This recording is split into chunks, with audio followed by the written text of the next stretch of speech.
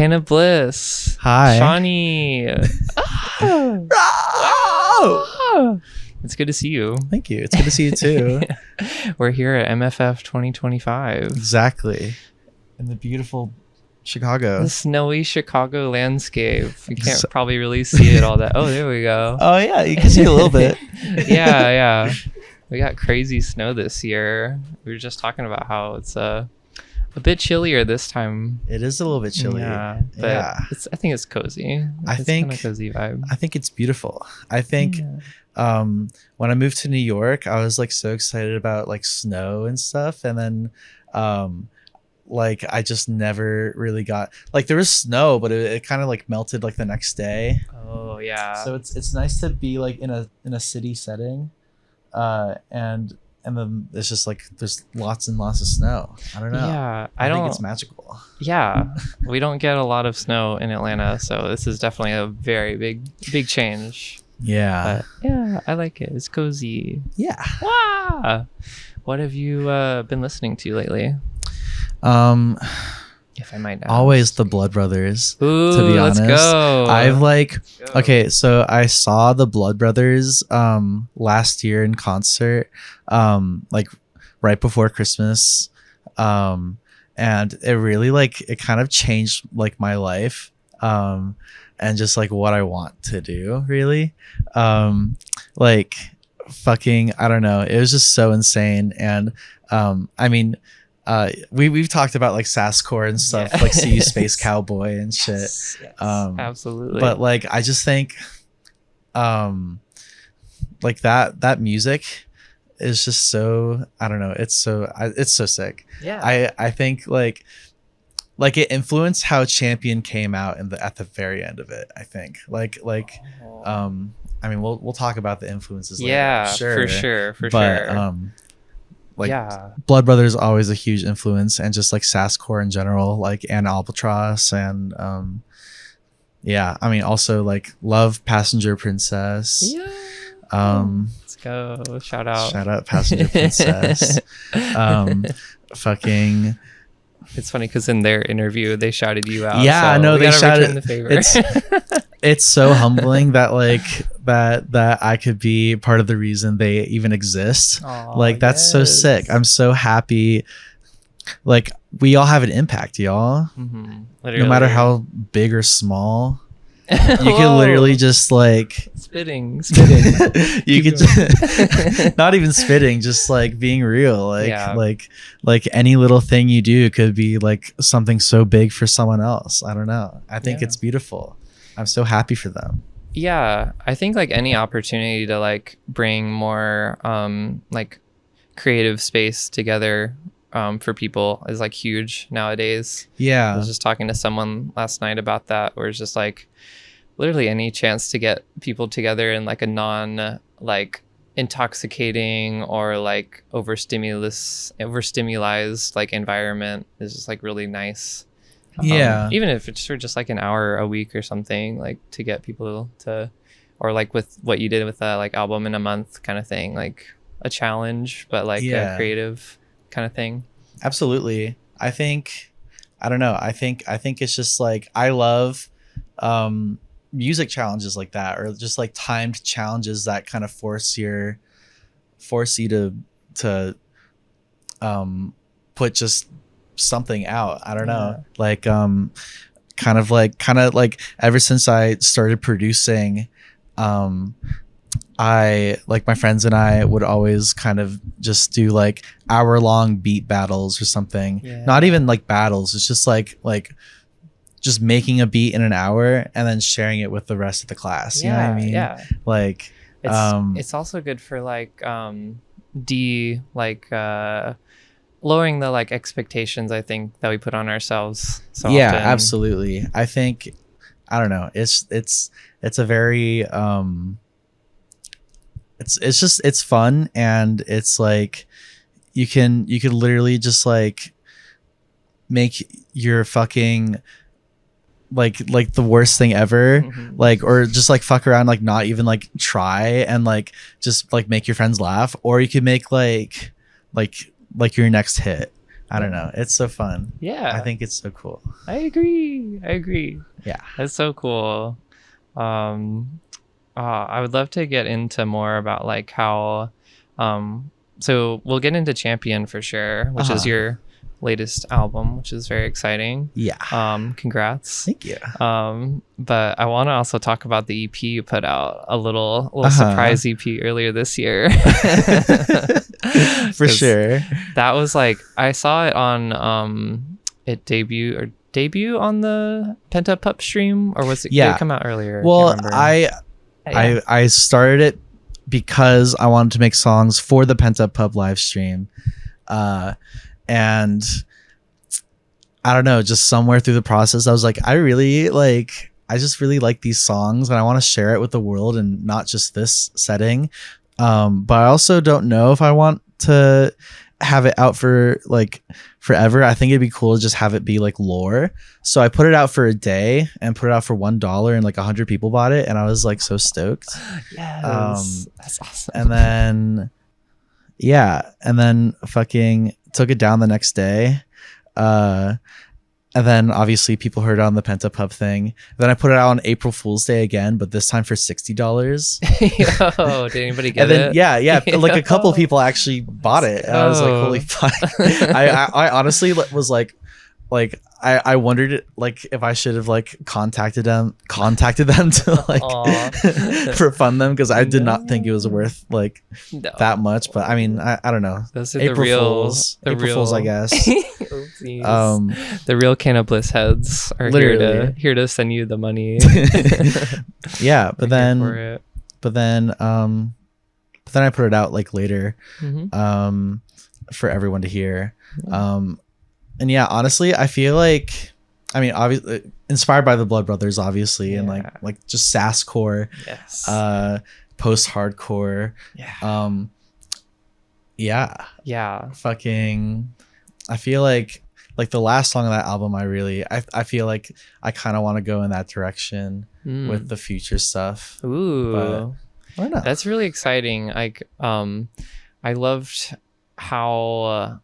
I mean, obviously it's a huge like step in like a gritty, grungy, like hardcore setting for where you're coming from off of like Myrtle Broadway. And I think it was like, it was like so exciting to see that in the stream and stuff. Like it's just such a hype moment for furry music, like with the Pent Up Pup release and like that happening, everyone on that stream like performing just so many like very like unexpected, almost like branching out different genres and everything. But I loved what you were doing on that. I still listen to it to this day and I fucking mosh in my room to that shit. I appreciate it. It's so fun. Yeah, no, I just like, I love how also I agree, like I think that stream was so fucking, I don't know, just like the whole Pent Up Pup like EP earlier this year was such a moment. And I think Pent Up Pup as an artist is like one of the like just like the world needed this, and like I don't think most of the world realizes how bad we need it, but like Pent Up Pup is like just so sick. Yeah, I'm biased because they're my friend, but also fucking no, but like they're also just like really important. Yeah, absolutely. I think even like for the people who like are all like fucking weird about it on twitter.com, and I think they don't realize how influential their music is for the music that they do like, like it really brought a lot of access to musicians just being more like open and like kind of hopeful for being themselves. Oh, absolutely. Music. I think Pent Up Pup like just existing in the world was part of the reason I wanted to or like make the cover art that Champion has, like just like that, like I don't know. Yeah, I was like kind of like wearing yourself on your sleeve is such a powerful thing to do. Absolutely. I think that was huge when I saw like the album or like the singles drop, the single art and everything that you're doing. Like that was like very like, oh yes, like Shawnee's like doing it. Like Shawnee's like being himself and like just like, you know, doing it in a really authentic way. It's exciting to see. Yeah. I think it's weird because it's like the response to it online has been so polarizing, and like I've never seen people tweet like quote tweet my like anything I've ever done and get like 50,000 likes. Whoa.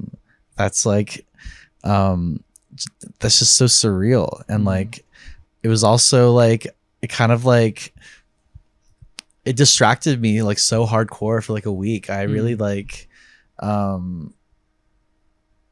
don't know. Yeah.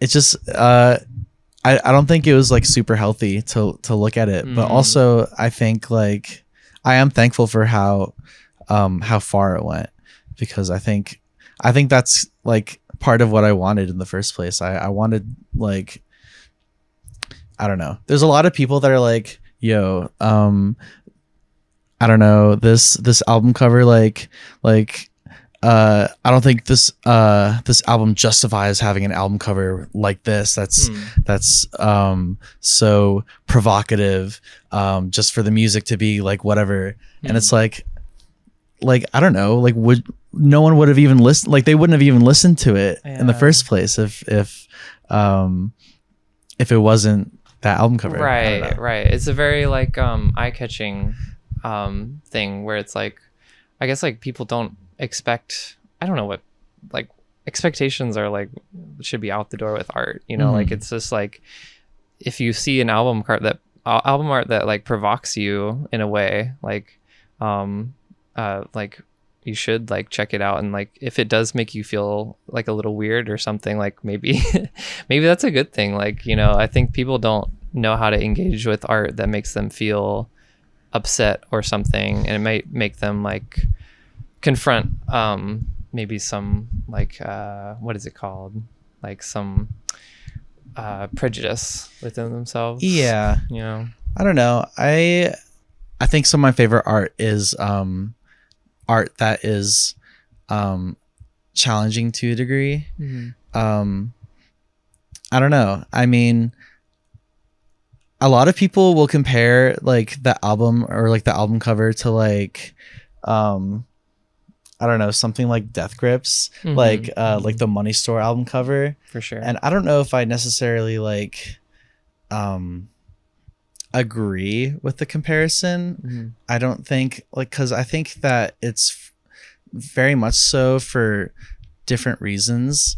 I think like, I don't know, I feel like for Death Grips it's like part of like their world and what they're trying to present, and then for me, like I guess to an extent it is like that too, and it's like kind of aesthetic, but it's also like a sense of this is just me being me. I don't know, not to say that they weren't being themselves when they made the Money Store or anything. I don't know. I think, but it's just like kind of like a like, hey, this is me. Yeah, it's me and it's my music. This is me, this is my music. This is I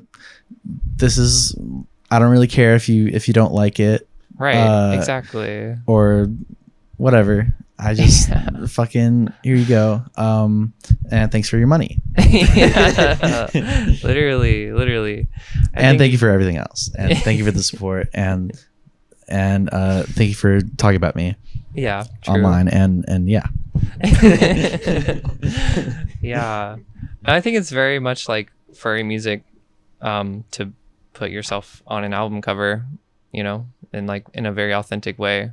Like I think in the sense of like where you're talking about the distinction between the Money Store album, like I think it's a completely or a somewhat different world. Yeah, you know? They're not like I don't think that like girl in a collar with like a pup mask and shorter girl smoking cigarette. I don't think that's MC Ride and I don't think that's MC Ride and Zach Hill. But like this dog, that's me. That's just an interpretation of myself, you know. I'm wearing myself on my sleeve. Literally. Yeah. Like authentic as fuck. Yeah. I would love to talk about the music of Champion. For sure. Because I think it's really cool how you went from this EP that was like a lot of experimentation in the sasscore realm, a lot of heavier guitar tones and such. And I feel like you brought that into Champion a little bit, and you said how like you kind of added that in kind of towards the end. But I love how it's like a progression of like your the sound you kind of had already grown. There's such a breadth of influences all across the board, honestly. So it was really cool to hear more of that added in. Fucking, I feel like when I started the album, because I like kind of right after Myrtle Broadway dropped, I wanted to make another album or like kind of strike while the pan is hot, but I didn't want to make something as like as indie rock as that was, and as like ambitious as that was. I wanted to make something that could be like that could get people dancing. I wanted to make like more electronic music, and I think like Dance Kind of Emotional was like just the next step for me, and that was what I originally wanted to do. And then with Champion, Champion and stuff, and like just going forward generally. But I think I listened to Brat when that came out, and I was like, wow, this is party music, but it's really emo. And like I feel like for me, I kind of always just think about this, where it's just kind of like everything kind of circles back to emo music for me, and like just I don't know, just like emo expression. And it's so like it's just so cathartic. And I think at first that's like what was really speaking to me when I really started Champion, because like that's like when Brat dropped is around when I started making the first songs and all that. And for Champion, for Champion, and then how did that like shape the way that you went forward with it? Was it did it make you want to be more in like that party direction from there? I think, I don't know, because I kind of spent the rest of the year kind of trying to make more electronic music, and but then obviously I went to see the Blood Brothers, and that kind of like changed everything. And I was like, okay, I think I know what I need to do now, basically. And I just kind of started like incorporating more of that into it. I think I still like at this point it's like I still want to like do like dance music that can go off in a party, but also like is like emo and punk and stuff. And I think that's what ended up happening with Champion to some degree, at least with some of the songs. I would agree. Absolutely. I think it like on first listen, I feel like I caught bits and pieces of like the more like emotional side of like the lyricism and everything, and the tone of the album itself. But like it was like banger after banger in terms of like, you know, the vibe, the energy. There's so much to it. So like I feel like you can absolutely listen to Champion at like a rave or something, you know, like we got to see the rave mixes. Like we gotta. I'm interested to see like what people Yeah. where people go with Can of Bliss music. Yeah. Or where you go with it. Fucking yeah, I don't know. I think the ultimate goal right now for me, like past champion, is to like make music that could be played by a live band to a crowd of furry ravers. Ooh. You know what I mean? I think like that would be what ultimately makes me happy. And I think another thing that kind of influenced where I went with champion was just doing live shows and going on tour and seeing I haven't played as many shows in the previous years as I have this year. So like getting to know really what it's like to be on tour and play songs as a one person act and do that like every single night really got me thinking about what I want out of my art and my direction and just music and stuff. And I think as I was writing like the last bits of champion, I was like, I need to make music that I can perform with people rather than just myself. Yeah Yeah, totally. I completely get that like feeling, especially going on tour and performing on your own is like, it takes a lot to man this whole stage by yourself. It's like dispersing the energy amongst a band is really nice. I was gonna ask about like how because I know you were going on tour, I think in the like UK and stuff and everything with Saoirse Dream and shout out Saoirse Dream. Shout out Saoirse Dream, cat vibes. Yes. I was wondering if that like had any influence on the Champion album. Would you say that like doing like, I mean, I guess you kind of just said that, but the like the music kind of changed to fit like more of a band like kind of vibe? Well, I think absolutely after my Pacific Northwest tour, there was like because that was the first time I actually ever toured with like as part of a band. Because I was doing guitar for Cat on our previous two tours, whereas the first one where I got sick and couldn't finish the whole thing, I wasn't performing on that one like as a guitarist, but so I think I realized that being not just the front man but the only man on stage is really like just taxing, and especially for shows where you can't really get the crowd to engage with it too hard, or like I don't know, it's like it definitely helps when there's people on stage with you and you can kind of just like you can play off of more than just your own energy with the crowd. It's you have the whole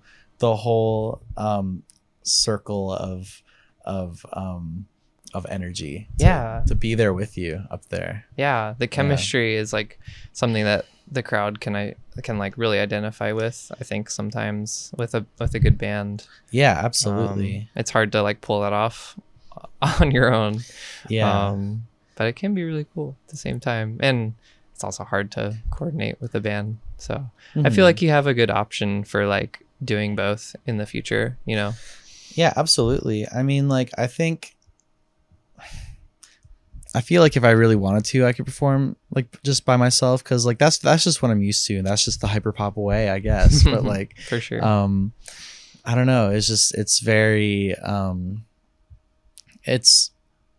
it's just that's something I've learned on tour, is just the energy that you can get from your peers, and not just the crowd that you're actively trying to please, you know what I mean? yeah, I Yeah. don't know. No, for sure. But it absolutely did. Going back to the question, it absolutely influenced how Champion came out, I think, in the end. Interesting. Yeah. But yeah. Yeah. Super cool. Sorry for going on so many tangents. By the No, way. I think it's cool. Like I'm all about like just letting the conversation like naturally roll. I think that's a fun thing for an interview. Yeah. Yeah. Well, kind of like lastly touch on like the lyricism and like the tone of the album and kind of how like what brought you there. I wrote down some lyrics to kind of like what I captured, and you can kind of tell me like, you know, maybe some more in-depth you know, where things came from and such. Yeah. I felt like there was a lot, obviously it deals with like a lot of anxiety, insecurity about artistry and career, in relationships and stuff too. In Let Me Go, I think you had am I chasing a dream? Do I even deserve it? Am I giving enough to society? Lots of people probably having a problem with the thought of me. Well, here I am, full price. You should not have to think twice. I love that. Thank you. Yeah. I think there's like this sort of like conflict, and maybe you can talk about it more with like just like being an artist in like the modern era, where it's like just a struggle every day to like you know, exist in like, I think a capitalist society where it's like it feels like we're so dictated by what we're producing in a monetary way. I feel really blessed to be where I am, with like a support network and also like a decent music career, at least so far. Like it's going in a direction that I'm personally happy with. Yeah. And I think there's kind of an internal conflict there. I think it's like a little silly to be like to feel like guilt or whatever about it. Yeah. But about like the artist, like being an artist in terms of career. Just like sometimes I'm just kind of like, do I even like deserve to be where I am? Have I given back enough to the people that like have brought me to where I am? Like, am I worthy of this, of any of this shit? You know what I mean? Yeah. And I think, that is like it. While it's silly, I do think about it a lot, and that's just me being honest, like about that, I guess. Yeah. No, I think there's like so much honesty in this album, and like so much. Like I felt like it was just like this, you know, almost like stream of consciousness sometimes, in a way that was like very like reading the lyrics or just like listening to your thoughts almost in a way of like the kind of things that you feel on a very like real level, and I think that's really authentic. Yeah. Fucking I was just kind of like, I think just being transparent about who you are, at least for me, I kind of value that as kind of like, I mean, even like down to like the cover art, like that is literally me. That's just like, I'm putting myself on the cover art as, I don't know, just like a deeply personal interpretation of who I am, I guess. Yeah. And I guess I also just wanted to do that with the lyrics too. And just kind of, I don't know, I just wanted it to be me. Like I wanted this album to be like as much me as it possibly could be. I feel like that's awesome. Yeah. I feel like that's a great like thing to shoot for in any art, honestly. Like being as like authentic as possible is like a struggle in itself. Mhm. So just like day-to-day life. So It's kind of scary sometimes. I mean, it's like, because by putting your art into the world, you're like, you are saying, hey, like, you, like, the whole world, you are allowed to judge me now. Like this is like that's it. Like, once it's out there, it's out there, and people will have an opinion on you. And I'm literally just trying to go about life as gaff as possible, I guess. You know what I mean? Absolutely. And I think I really want the art to reflect that, especially. Yeah, I don't know. Yeah, absolutely. Yeah. I love that there was like I like that there's not like necessarily a like there's questions and answers throughout the album in a way. But I love how there's like I noted that House on a Hill is like kind of a nice like peak, like I'm not there, like I'm not on the house on the hill with like, I'm not at like the best place with my parents or whatever, and my relationships and everything, but like I feel like there was a sense of like I am here, like I'm glad of where I am in some way, even if I do want this like lofty kind of dream. Yeah, I mean, it's like, I don't know, it's always like just a constant striving of where you want to be in life, I guess. I think I mean, I like to think that my relationship with my parents is actually pretty good, but you know, I think there's a lot of things that I haven't told them about my life. I actually just recently told them about like furry conventions and really? and like how Rusty and I are both furries and stuff, you know. Russell Buck, shout out Russell Buck. And yeah, fucking they even like we even talked about like open relationships, because they listened to the album, they listened to the song Work It Out, and my dad was like, are you like 100% committed to your boyfriend? And I was like, yes, but you know, we just like to explaining the concept of open relationships and stuff. But yeah, I can't say I've gotten quite there with my parents, so I understand. Yeah, I mean, it's one of those things where it's like they ask about it, and I want to be honest. You know what I mean? Yeah. It's just, I think honesty is just, I really value it in a lot of situations. You know what I mean? Yeah, I think absolutely. I really try to strive for just being as real as possible about who I am and where I come from. And yeah, I think I like to think that people would appreciate that. Yeah, I agree. I do. And well, thank you. Yeah. I feel like as I get older, it's like I care less and less about lying to people about who I am, you know? Yeah. Even if they are like my parents or whatever. I feel like you have to. Like, we're all gonna die at some point. Like, fucking, that's terrifying. Like, yeah. Oh, the line about like how do people act so casual was like, that I noted that one for sure. I was like, yeah, I feel that. That's so real. Yeah, I mean, yeah. Oh my God. Well, I have a quite profound fear of death, and I think part of the way I cope with it is striving for legacy and making a mark and making an impact in any way that I can, you know? Oh yeah, I feel that. Yeah, big time for sure.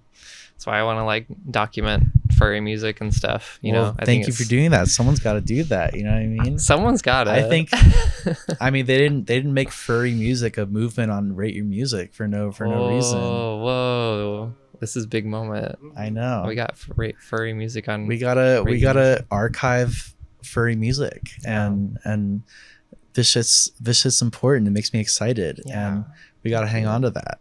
Yeah, I agree. in trying times, especially. Literally. Yeah. Yeah.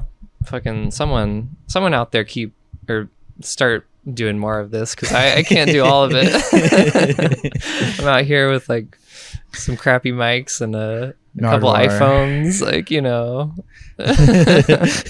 Oh shit, I can't be Nardwar. I don't have the money for that.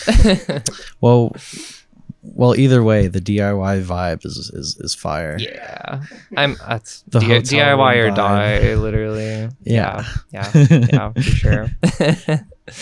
Well, okay. If we're coming to the end of what I have, let me see. I remember having yeah, I liked the album and the EP that you put out. I'm excited for what you got Thank going you. on. For a silly question at the end, have you ever eaten hot chip in the back of the club? It's a big question. I must have. Yeah. At some point, I must have. I feel like that's a pretty, like, if you're at a club and you're hungry, like that's probably a common thing to do. Yeah. Yeah. I don't know. Did that lyric come from anywhere, or was it just like a funny thing that you thought of? It's just like, I don't know. I must have been thinking about eat hot chip and lie, like that meme. Mm-hmm. Yeah. And I think I just was like, I must have just thought of that and then been like, it would be cool if I put in the club in that sentence and and repeated that over and over and made that a hook. Yeah. And, I mean, it goes hard. Yeah. I think it's sick. Yeah. I think it's a sick hook. I agree. Great way to start a little EP like that. Thank you. So fun. Wow. Woof. Woof. Oh my god. Seanie, where can people find your stuff, your socials, anything? You can find me on Bandcamp as Can of Bliss Music, and you can find me on Twitter, the Everything app, at Can of Bliss Music. Mm-hmm. And you can also find me on Instagram at Can of Bliss Music, and you can find me. I mean that might be the main deals. Yeah, nice. That's a good. I think if you know. I got SoundCloud too. Oh, okay. Also Can of Bliss Music. Tap in Can of Bliss Music everywhere. Best musician you never fucking heard of. Apparently now you have. Now you have. Whoa, that's crazy. Shout out. Yeah. Yes. Thank you, Seanie. Thank you, Hunty.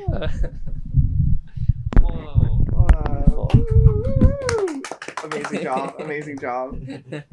Oh, this will be cool. This is a good backdrop. Yeah, no, this is so cool. I've not done like an in real life interview before. Oh, I love that I can pop that cherry. Yeah. Or I guess like not one that's been like recorded like on film. Video. Yeah, Hunty. Yeah. Legalized porn on YouTube.